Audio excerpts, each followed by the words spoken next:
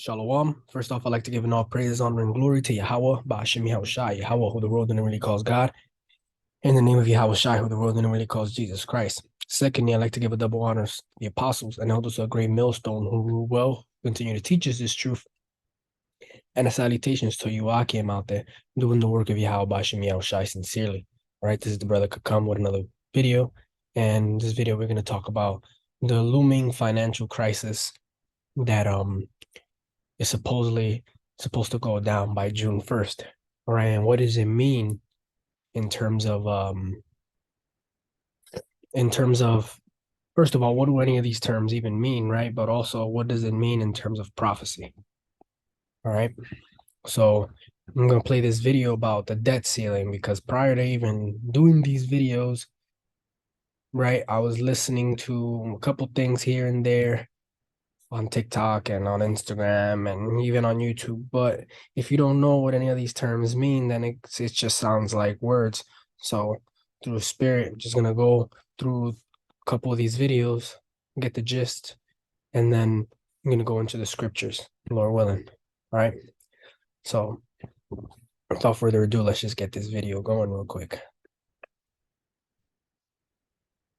The federal debt ceiling. It's a looming catastrophe. It's a bargaining lever. It's a crisis averted. It seems like a never-ending cycle. So what is the federal debt ceiling anyway, and why should you care about it? Now, keep in mind, this video was from 10 years ago.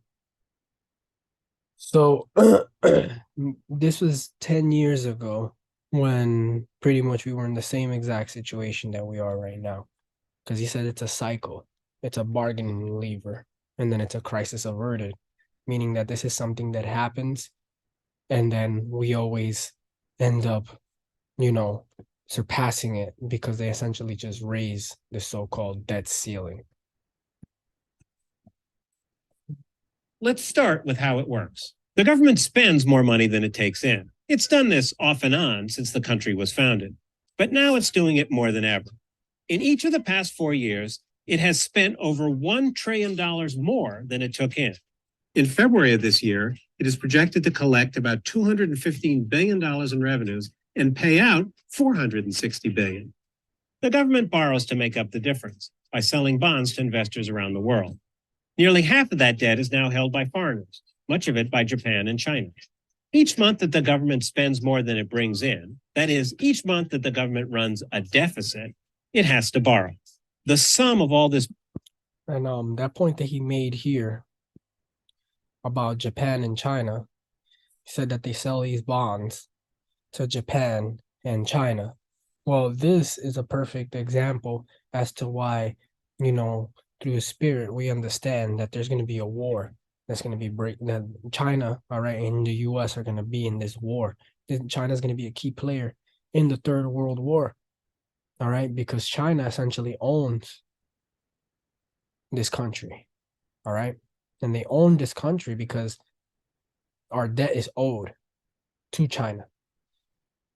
And just like how the US does to other countries, how the International Monetary Fund operates and does these things to these other countries where they essentially force them into debt and then use their country as collateral. Well, that's exactly what China's going to do to the US eventually.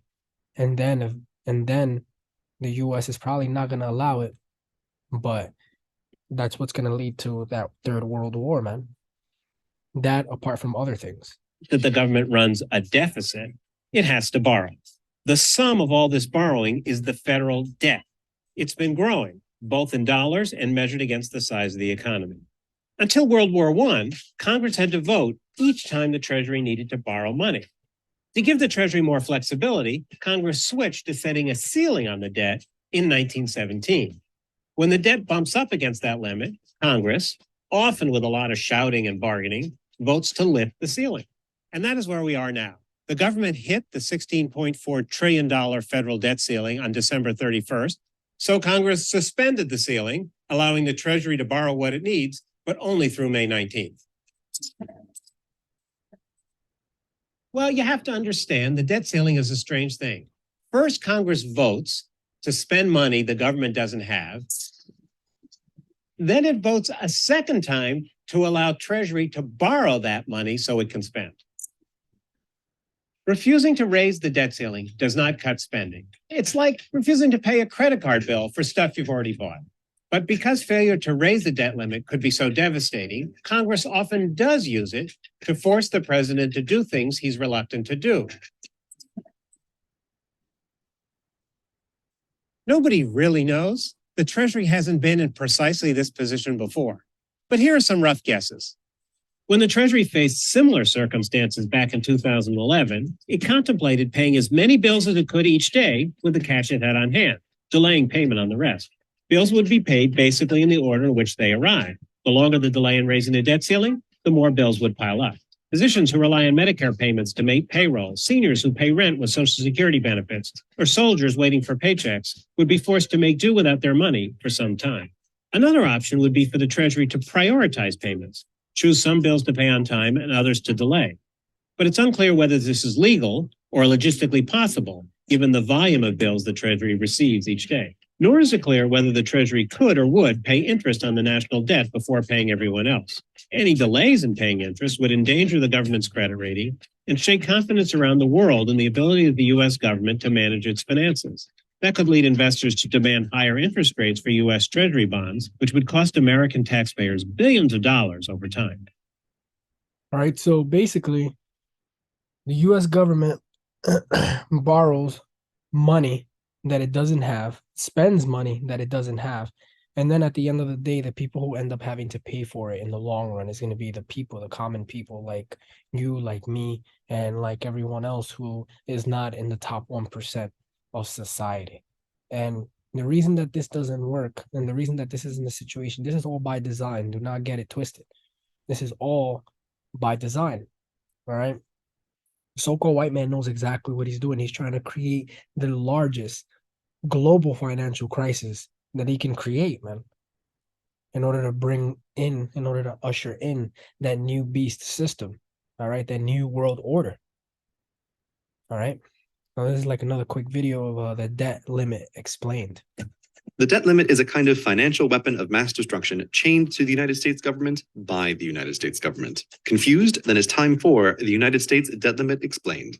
To understand the debt limit, you need to know the U.S. splits financial responsibility between the president and Congress. The president has two jobs when it comes to money. One, collect taxes, and two, spend those taxes to run the government. This might give you the impression that the president, with regards to money, is all-powerful, especially when you hear news reports on the president's new budget or his plan to raise taxes on haberdashers or lower taxes on apiarists. But reality is just the opposite, and the president is the one who takes orders. From whom? Congress. Congress has the jobs of setting the tax level and determining how much the government will spend by writing a budget. So while the president does get to submit budgets to Congress and asks for changes in the tax level, these are just requests that Congress doesn't have to pay attention to. Congress can add or subtract anything they want from the president's budget or throw it out entirely and write a new one. The same.